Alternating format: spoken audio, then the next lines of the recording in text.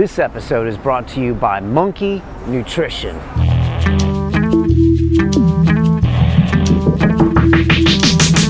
I gotta ask you about the BarStarzz guys, because I've been a little bit, I've been doing weight training for many years, and I lift a couple times a week, and the muscle up is now fascinating me, and I want to try to get into the muscle up, and I think it's good to have some goals, especially around your body weight. You went and trained with the BarStarzz guys. First of all, props to you for doing that, because a lot of trainers would never put themselves out there, because it's easy to look stupid next to the BarStarzz guys. Oh, yeah, for sure. They could have made me look like a total idiot, because believe me, my prowess with urban gymnastics is pretty mediocre. Right. So that's props to you for going out there. I don't know if a lot of people notice that, but I'm like, not many. I would say very few trainers would even go step on there with them, because if they showed up at your jiu-jitsu mat, you'd tap them out. So well, they knew that. They knew that too. So they were very respectful young men, and really very helpful.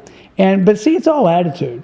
Just as if a guy would come to someone's jiu-jitsu school and be really arrogant, they might get schooled, a bit of a lesson. Okay. And I guarantee if I wouldn't have gone there and not have been humble, and that's my nature anyway, because I really respect what they do, they would have schooled me, man. They would have made me look pretty silly.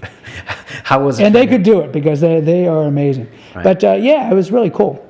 One of the things that is really important for a person to understand, because there's a lot of the urban gymnasts out there. Yeah. I met a group when I was in St. Petersburg, Russia. Oh, really? These kids were doing some whack stuff, man. Yeah, they had some contests. There's the BarStarzz in Bondi Beach in Australia. When I was there, I met those guys. They got some guys here in London. Yeah, it's slowly like getting bigger. Real movement. You know, it's kids that street workouts are looking for something to belong to, a sense of belonging. They don't compete in regular sports, and they want a feeling of community, camaraderie. It's like a clique. If your friends aren't doing jiu-jitsu, you're not going to do that. But you get the guys that want to do something physical. They want to do something positive with their life. But it's just you're not always with the right people. They like to show their prowess. I mean, everyone likes a little show off. Little creativity and so forth. Fighters are all performers, and on some level, right? But it's very important to realize that these feats do have a benefit to risk ratio. It's not all just fun and games. What you don't see is the aches, the pains, the elbows, the shoulders. I mean, both those young men told me that their shoulders and elbows were really bogging them a lot. And why not? You're putting a lot of stress in those joints. When I see the BarStarzz guys, I think shoulder problems. I just think, ouch, some of those moves. There's a reason why you don't see gymnasts over 30 years old. You don't see anybody in the world stage. Maybe one or two exceptions here and there, but usually they're pretty busted up. And what do you hear about older gymnasts almost all the time? Surgeries, all the surgeries these guys had, all the injuries they had. Rotator cuff, basically. You cannot put your body through that type of stress in those type of leverage positions without paying the price. The price comes in osteoarthritis, osteoitis growing in the joints, all sorts of muscle and tendon problems. So you have to ask yourself, okay, why am I doing it? What is the benefit? What is it I hope to achieve? Am I willing to pay the price if something should go wrong?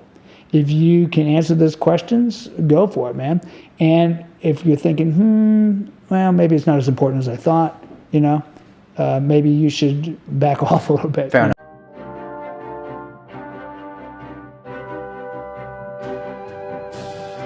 This week on London Real, we're taking you back to our 2012 interview with futurist Jacques Fresco.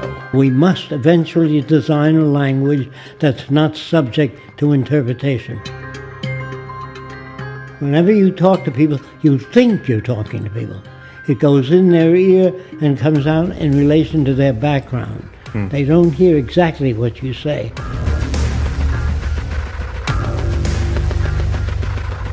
There is no way you can think outside of your culture. What if we elected you president this year and you started in the Oval Office January 20th, 2013? I'd be shot in 3 days. Who makes the decisions in the Venus Project? The answer, nobody. They arrive at them.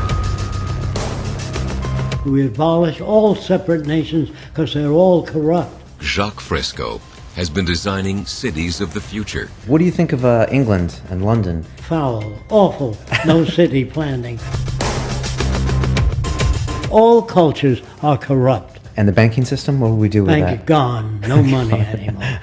On Sunday, London Real presents Jacques Fresco, The Venus Project. Redux.